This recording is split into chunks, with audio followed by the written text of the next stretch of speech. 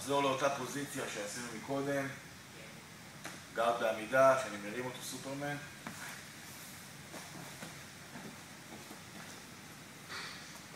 יד ודש.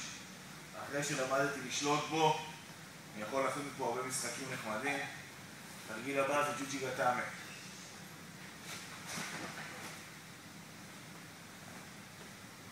מה עשיתי פה? כמה דברים.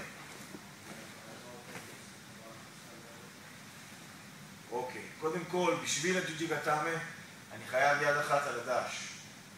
ואת היד שאני תופס, זה יד שאני נועל. עכשיו, אני מקפיץ אותו קצת למעלה, עם הידיים והרגליים, ומשחרר את הצד של היד שאני נועל. והצד השני נותן לגרוף למעלה ובעיטה למעלה.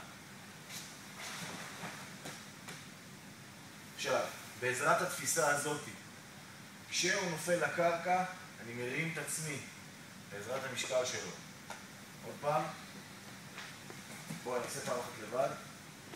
אנחנו פה. אני נותן בעיטה ואגרוף. ואז משחרר את הצד הזה. הוא נופל פנימה.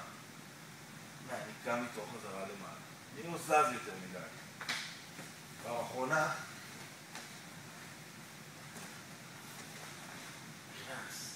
הקפצה קטנה, סיבוב, עלייה. שימו לב על כל הדגשים.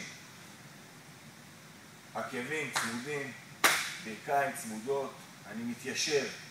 חשוב לי להתיישב כדי להדביק שוב פעם את האגן שלי לפה. אם לא הייתי מתיישב, הוא היה עף ומתרחק ממנו.